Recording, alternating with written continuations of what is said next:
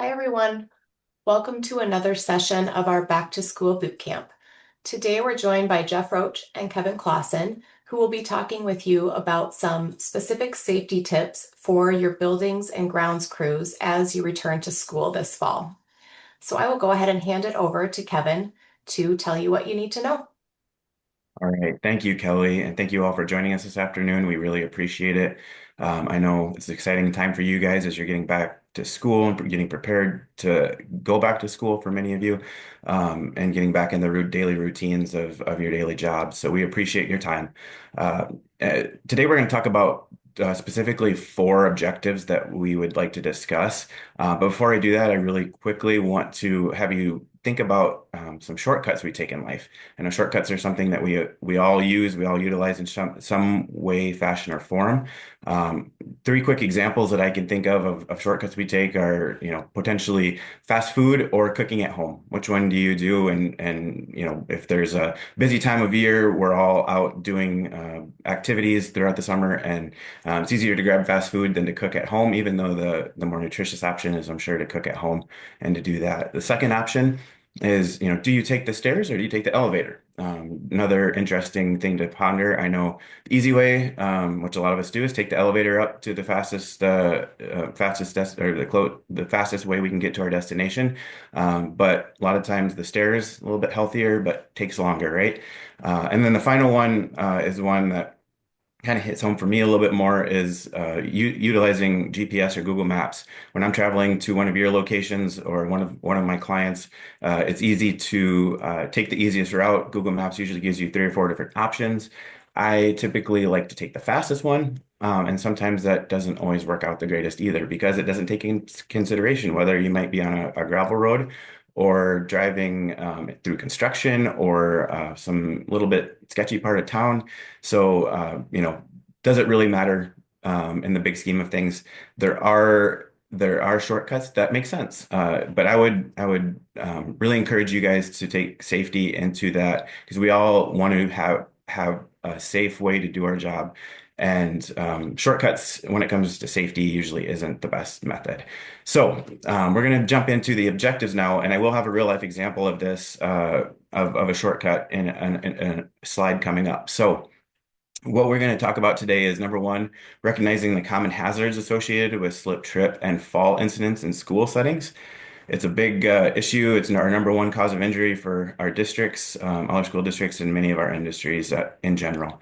Number two, demonstrate proper ladder selection, inspection, setup, and use. So that's another big one. You guys are going to be utilizing ladders a lot more when it comes to light bulb changes, things like that as you get into your year. And then Jeff will be discussing how to apply proper body mechanics to prevent strains and musculoskeletal injuries. And he will also be discussing how to follow safe procedures for garbage handling and waste disposal tasks. So we got a couple objectives, and we're going to jump right in. Um, so we're going to first get into slip, trips, and falls, and stay on your feet. Why does it matter? Like I said, slip, trips, and falls are the leading cause of injuries in school buildings and grounds work. It is what it is. We see it year after year. It's just our major cause of loss for many of our districts, and a lot of times they can be prevented.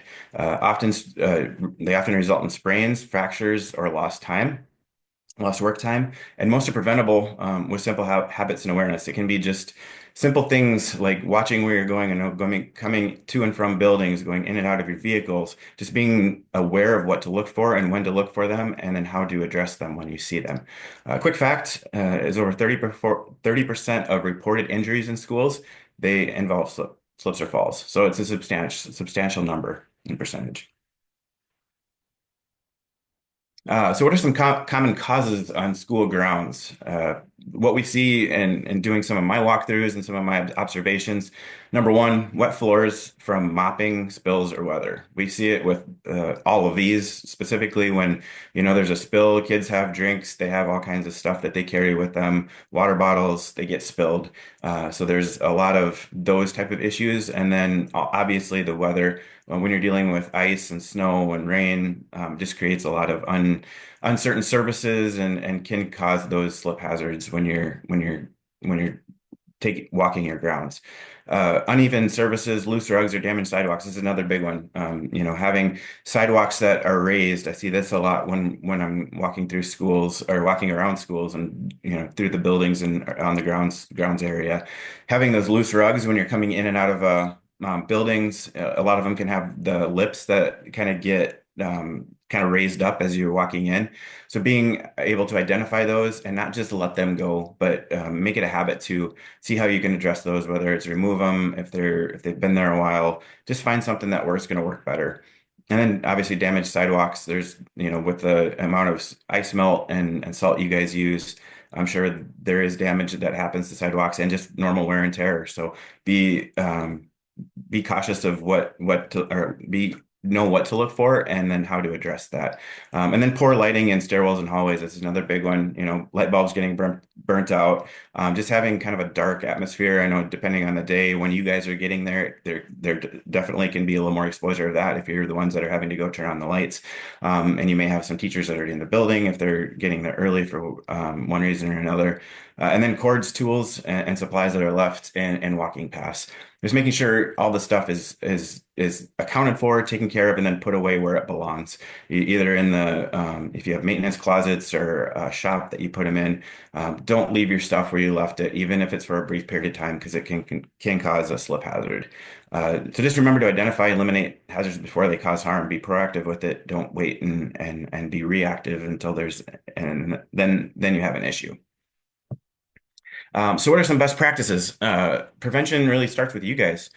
So what's the number one thing, or one of the number one things we recommend is have proper non-slip footwear. This is huge. If your school district does not have a footwear policy, we highly encourage it as safety professionals to be able to, have something in place, have a policy in place for your staff to know what to wear, what not to wear, and just to how to assess the situation. So obviously, if it's a snowy day, definitely more important to have the proper footwear.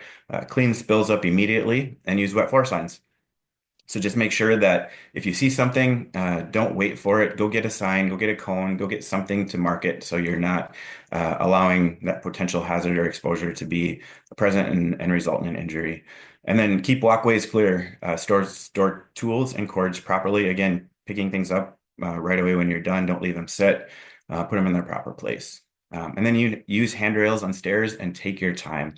Patience is a virtue. I know we all, again, like to take those shortcuts, but when it comes to stairs and doing things the right way, just take your time, take a breath. Don't rush stuff. You're going to be glad that you did in the long run, even if it is saving 30 seconds of your time. And then think clean, clear, and cautious every single day. That's the three C's. If you apply that, good things should happen. So jump into the next one, which is, inspecting and reporting hazards. So we highly encourage making inspections part of your routine. This can be checking for worn floor mats, broken tiles, report burnt out lights and stairwells and entryways.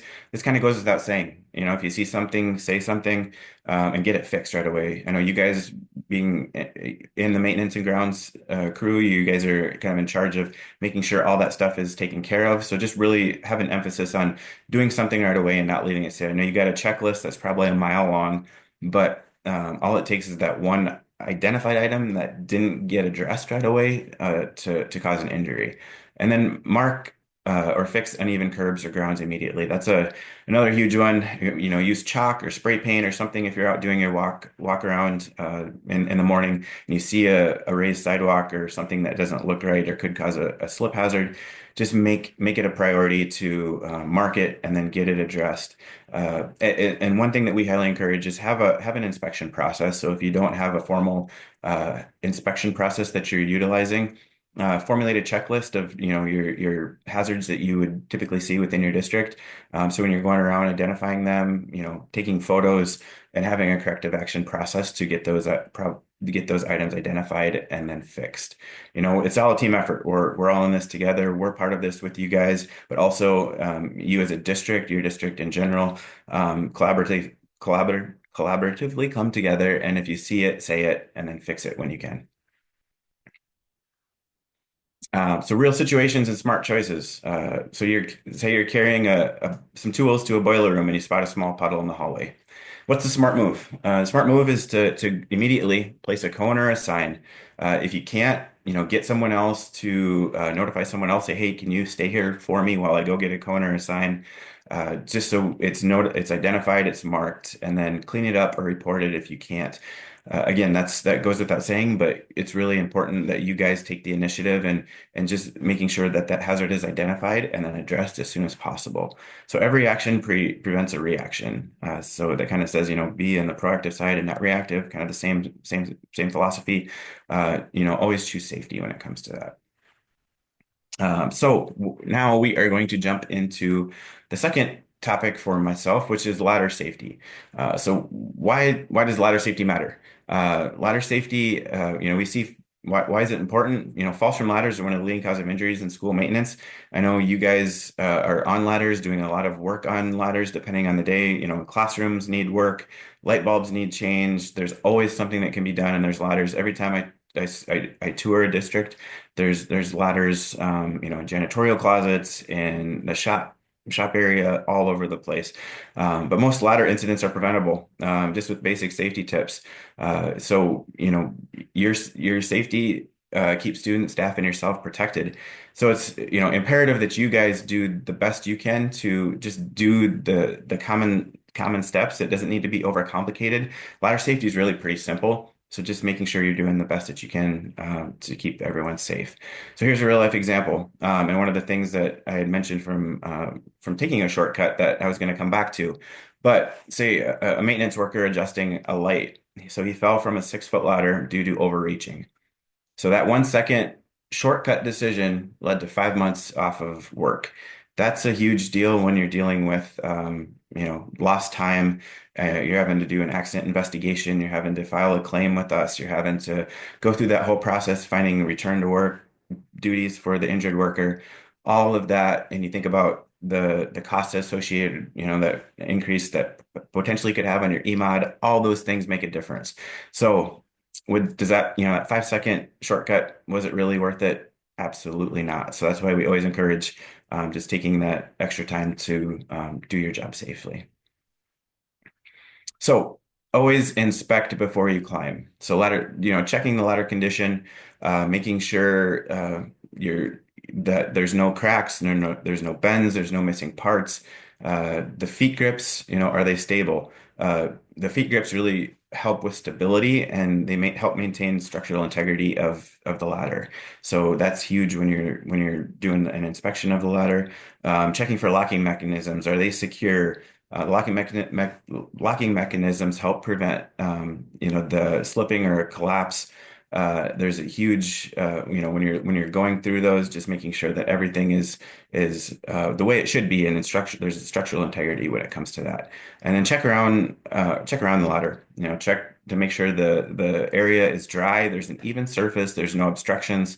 That's a huge one because whether it's easy to put a ladder down, not check whether the grass is wet, or I know I'm sure many of you have even used ladders when there's been snow on the ground, and just making sure that the surface is even, and there's no issues that could potentially cause some issues. So a quick tip: don't ever use a damaged ladder. Tag it and report it, and it goes without saying. But I when I tour facilities, not just school districts, but all of them, like there is inevitably either one or two ladders I see that should probably be tagged out and getting rid of. Don't even hang on to it because don't have it be a temptation for someone to use in case they need it to grab it quick and use it. Just making sure that you're tagging it and then get rid of it. So ladder safety, avoiding the fall. So, you always, obviously we said you want to inspect the ladder, check the joints between the steps and side rails. They always should be tight. That is something you never want to have any bends or potential issues when it comes to that. Making sure the locking mechanism should be solid and in place. No improvised repairs. Duct tape is a big no-no. I see that a lot with ladders. When you're doing walkarounds, it's easy to say, "We'll just use it for another 6 months and we'll replace it at the end of the year." But if it needs to be repaired, don't improvise and get duct tape or do whatever repairs you think you should do. Just get rid of the ladder and get a new one. And then mark faulty ladders as dangerous and do not use. And then obviously best practices, just discard and destroy. Get rid of them so that it's not even an option. So avoiding the fall. This is kind of a basic rule for ladder safety, but we typically recommend the 4-to-1 rule as just a best practice standard operating procedure. So every 4 feet of height that you're going to be utilizing the ladder, you want that 1 foot of distance out from the base or where you're going to be climbing from. So always prepare for the climb. Use the 4-to-1 rule. That is important, and it helps just with the stability and all of the factors that would potentially lead to some issues when you're utilizing the ladder. Make sure that the step ladder is fully open and braces are extended and locked. Obviously, that's kind of goes without saying, but again, just making sure that everything is open, fully used, that you're not taking any shortcuts, not trying to have a workaround or make things a little easier. Just making sure that everything is fully extended and locked in its proper position, and keeping the ladder feet on the solid ground. You never want to have any, having one foot of the ladder on a sidewalk and the other one, off a curb, or having any uneven ground. You always want to make sure that it's solid ground, even when it comes to wet after a big rain or something like that. You want to make sure that the ground is solid and there's not a lot of give in the ground, so which could potentially lead to some balance issues when it comes to that. And then avoiding doorways, unless blocked, open, locked, or guarded. You always want to make sure where you're at and know your surroundings and address those right away. If you do need to use or need to have a ladder up in the doorways, make sure you have someone with you to make sure that there's no one that is coming through or walking in and out. You don't never want to have those exposures as well, but just making sure that you always want to make sure that the doorways aren't blocked or guarded, if at all possible. And then make sure, obviously, the soles and the rungs of the ladder are dry and clean with good tread. That's a big one, just because of the fact that, we in the weather, the elements, you guys are doing a lot, going from one part to another, that just making sure that they're dry, even with your footwear, that you've checked your footwear to make sure it's dry, because even wet shoes or wet boots going up on a ladder kind of transitions and carries that to the rungs of the ladder, which could potentially lead to some slippery conditions. So just be aware of that and know what you're looking for. So use ladders the right way. What are the best practices? So just ensuring that you have the right ladder for the job and height. Don't be using an A-frame ladder when you need an extension ladder, and vice versa. Don't be using an extension ladder. We should be using an A-frame ladder. And even the biggest one, a lot of times we see within school districts and classrooms specifically, is step ladders and chairs, right? So chairs are one that teachers kind of have a tendency sometimes to use as if they need to hang something up. Always make sure that if they need something, that they get a hold of you. And whether it's a step ladder to hang something or it's an A-frame ladder, making sure you have the right ladder for the right job. That is huge, and one of the biggest things I could emphasize when it comes to ladder safety and just preventing a fall. Making sure you have those 3 points of contact. You always have 2 hands, 1 foot, or 2 feet, 1 hand. Never try to, again, use 1 foot climbing up, or one hand. And we all get creative. We all want to take those shortcuts, but it's never worth it, because those are the times that you always look back and say, all it takes is one incident to think, man, we wish, would have, should have, could have been prevented. So, and always face the ladder when climbing up or down. Never turn around, never be sideways, using proper ergonomics, body mechanics, that when you're climbing up and down the ladder, just being aware of where you're at, and always face the ladder when you're climbing up and down. And never step on the top step or cap. You never, ever, ever want to do that. And see it all the time, even driving in my neighborhood or places where people are hanging up Christmas lights. You have people standing on the top step, or the very top, which is the absolute worst position you could be in, because the balance is there, and many of them don't have people helping them. So it goes without saying, but just never stand on the top. It's not worth it. And don't overreach. Going back to that example, kind of the rule of thumb is keep your belt buckle between the rails. That's just standard practice. You never want to be reaching out over the ladder. And going back to that real life example of even overreaching 6 inches or however far you have to reach, it can throw off your balance. It can throw off your equilibrium, and you get disoriented and lead to falls. So just not a good rule of thumb. But the rule of thumb to follow is if you have to lean, just pick the ladder up and move it. Again, it takes maybe 30 seconds to do. And I know it's a shortcut to not have to do it, but always take the best practice and just get down and move the ladder. And then kind of stay safe every time. Reminders. These are basic reminders, but just ones to think about as you're going about your day. Don't carry tools in hand. Use a belt or use a tool belt or hoist. You see that a lot too. I see that a lot around when I'm driving around. People are carrying all kinds of stuff. Just use a belt or a hoist, and don't carry a lot of things. Even one or two things can be too much. So just know what you're doing, and don't take this easiest route, take the safest route.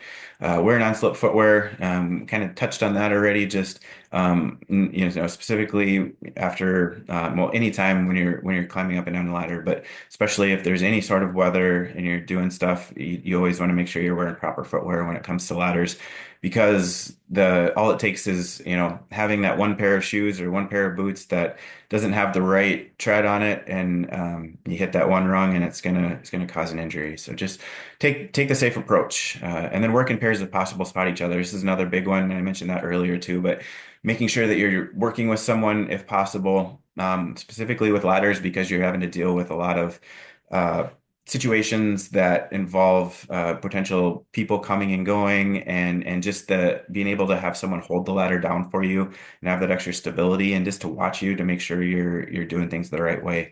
And then for outdoor work, avoid ladders in windy or wet conditions. And that's is another one that is kind of goes without saying, but you have to just be aware of your conditions.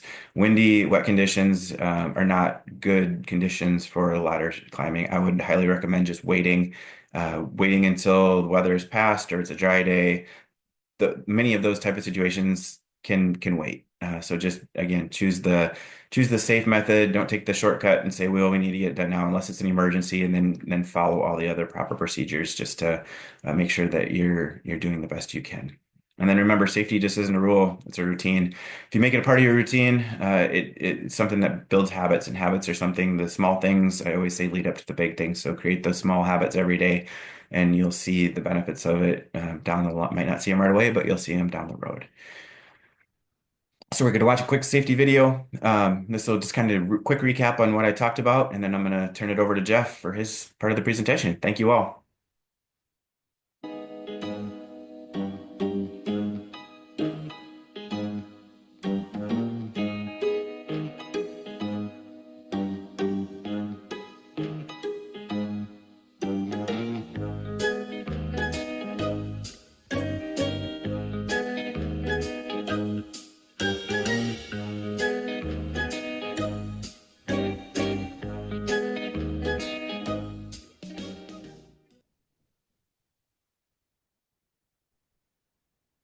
All right, thanks, Kevin. Appreciate that. Kevin spent a lot of time talking about slip, trip, fall prevention, and we see that quite a bit as a common cause of injury. And the either the second place, or sometimes they go first and second, and they switch spots in the order. But strain injuries are either first or second as far as leading causes of injury that we see. And school districts included. In other industries we have, but that would include school districts. So um, my focus will be on some four key points for this part of the presentation. Number one, keep a straight back. Um, that's going to be pretty obvious later on in the presentation. It's mostly just trying to maintain the natural curves in your spine, avoid bending, reaching, and twisting. Number two, move like an athlete. Consider yourself an industrial athlete, and that's kind of a good concept that we like to teach. Keep weight close. Helps to limit the strain on your back and shoulders. Number four, be square. Don't do the twist. So avoiding trying to square up to your items that you're lifting, and avoiding twisting. So keeping a straight back What that means is avoiding the C-shaped spine. You can see the gentleman in this picture rounding out his back, bending at the waist, looking down. That puts a lot of strain on his low back when he's lifting. So that's an improper technique. It puts the back in a weak and stressful position. And so we try to tell people instead of bending from the waist, you try to bend from the hips. You're more of a hinging from the hips as opposed to bending from the waist. So in this example, he would be much better off by having the feet shoulder width apart, bending the knees much more, um, trying to get his head back and looking forward is often a good process a good technique to ensure that you're lifting properly. So if you can have more knee bend, have more stability with your feet shoulder width apart, be able to look forward instead of down, the chances are you're going to be lifting properly, and that allows you to lift with your legs instead of your back. Another thing would be using a golfer's lift or a golfer's kick. And so what this is a one-handed lift. It's only for one-handed. It's not for two-handed lifts. So in the example, the picture on the left with a golfer leaning on their putter, that helps to support the weight of the upper body. So the weight of the upper body isn't going into the low back as much. So um, that's providing some stability, some support there. So that helps to reduce the forces that go on the low back. And by kicking a leg out like that, that helps to maintain the natural curves in your spine. So that's a good way of doing a one-handed lift near the floor. And because I run into people who say, well, my knees aren't very good. I have trouble, I can get down there, but I can't get back up. So this would be a way to, if you have something stable to lean on, this is a good technique. Moving like an athlete again, that same concept with a half kneel. And so by going to a knee, it helps to get closer. You're able to see what you're looking at much better when you're low. If you're doing some sort of assembly, you're doing some sort of task that you're going to be down there for a while. You're more stable when you're in a half kneel or a kneeling position versus squatting. And and so you're able to see what you're doing. You got more stability. Be able to keep your back straighter as opposed to bending fully at the waist. So this is a good process, a good work technique. The idea of using a power position is very helpful. Sometimes you refer to like a shortstop position. You can visualize a power lifter lifting a heavy bar. They always keep the weight very close to them. There's never any reaching. Their knees are bent. Um, so this is a position that's very good in performing work that is, especially if you're down below waist level in these cases. So the examples on the middle and the right, bending the knees instead of bending at the waist, keeping the back straighter, uh, having more accentuated lumbar curve, having the head forward, as I mentioned before, all of that helps to reduce the strain on your low back when you're doing work.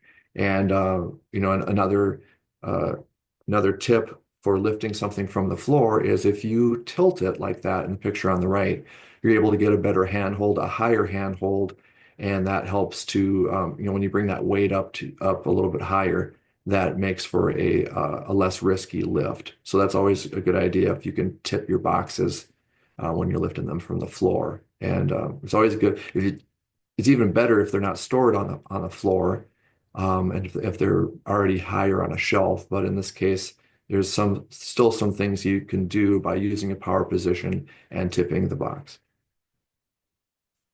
So we get some examples here's a picture in a school district. We have someone who's cleaning in a classroom doing some vacuuming. So you can see the knees are bent, um, trying to keep the back somewhat upright, chin up, that wide stance is present. Thinking of softening or bending your knees, trying to kind of by sticking your butt out a little bit, that's another helpful hint in trying to maintain that power position.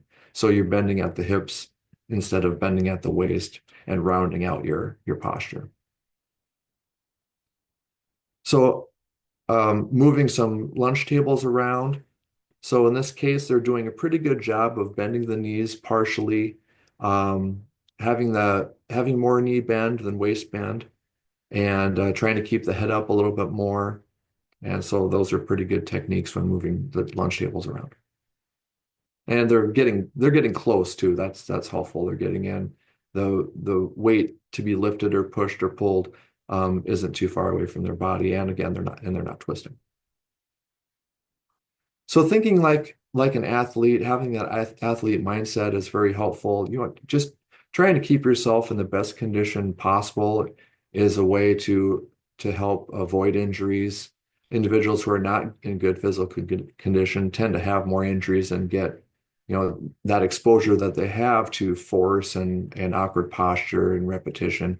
They might develop an injury faster just because they're not in very good physical shape.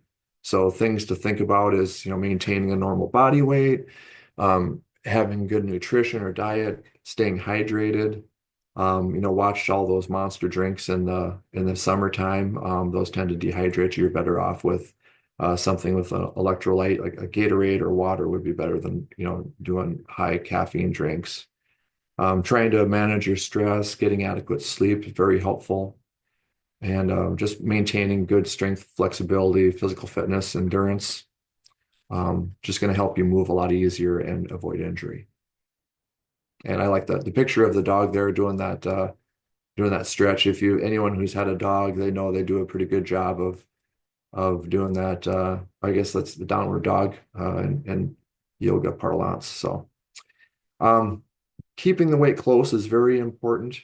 Reaching increases stress on the shoulders and the back. So in this example, that 10 pounds is actually, you're multiplying that by 10 times if you keep the weight away from you. So it's a lot more force on your shoulders, on your low back area if you don't keep the weight close to you. So just even if it's a 10-pound object, try to hold it in close and prevent that extra strain on your low back area. Avoid pushing or pulling with an outstretched arm. So sometimes we see employees that are they're trying to push a cart or push an object and pull an object at the same time.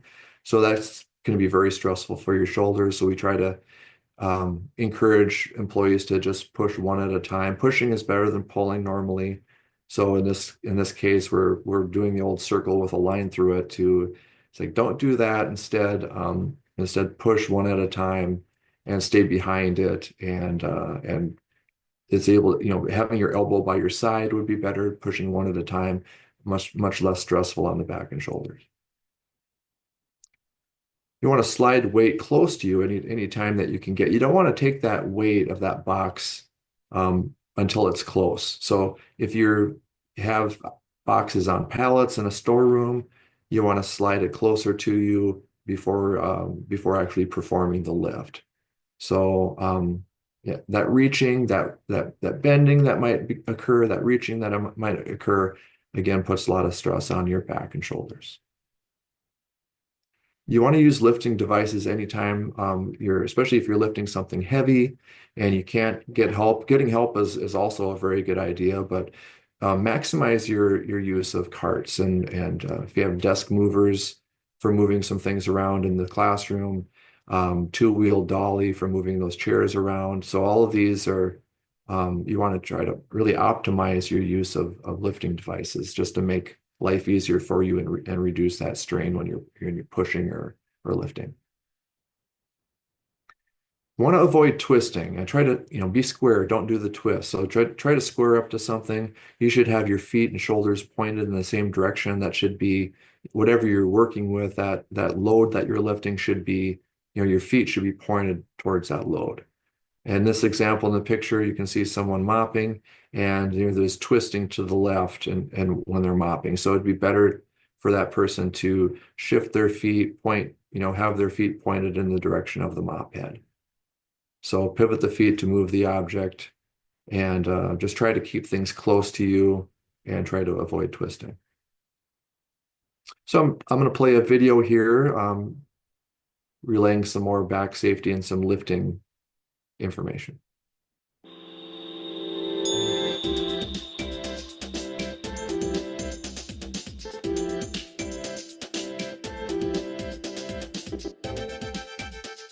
Our bodies are very much like the machines we depend on every day. When we use them for lifting objects, we should be aware that we are applying proper mechanics to avoid injury and support a longer, healthier life. Here are the top 10 rules for lifting. 1.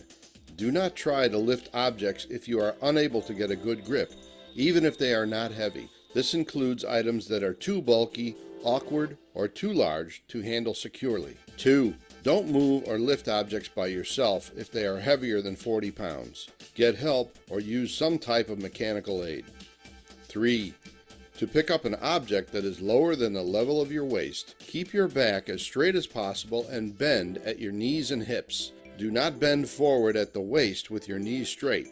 Use the short stop position. 4. Never twist while under load. Turn your feet. Do not twist at the waist. Twisting takes your spine out of alignment and makes you vulnerable to injury. 5. Stand with a wide stance close to the object you are trying to pick up. Keep both your feet flat on the ground. Make sure you have firm, dry flooring. 6. Straighten your knees in a smooth, steady motion. Don't jerk the load up. 7. When reaching overhead, use a step stool or ladder to bring yourself up to the level of what you are reaching. 8. Get your body as close as possible to the load. Keep your elbows in tight to your sides. 9. Always use 2 hands to lift a load. 10. Make sure you can see the top of what you are trying to lift. Any unseen object can slide off and strike your head, face, or eyes. These are the top 10 lifting rules. Follow them to avoid injury. Okay. So next I'd like to kind of bring that home to a specific task in garbage handling. So around the lunch area or just general garbage handling. Full bags of lunch trash can weigh 50 to 65 pounds, which can be too heavy for one person to handle safely. So you want to try to, what can be done to keep the individual bags light. So, multiple barrels or cans can be helpful. And so that you're not overloading one. Tie the bag closed after it's half full so it can't be loaded anymore. Um, Place another empty bag on the can on top of it. So there's just different ways that you can try to keep it from getting to the point where it's 50 pounds and then someone's got to lift it. Again, put out multiple barrels to avoid students overfilling one bag. So that's a good idea. If you need to leave the area to respond to another task, assign an older student or other lunchroom aide to guard against overfilled bags. So there's some things that we can do to prevent that from occurring. If bags become too full, wait until the afternoon shift. Wait for a person to arrive and do some team lifting. So this is a lot better than trying to do it all by yourself if it's heavy.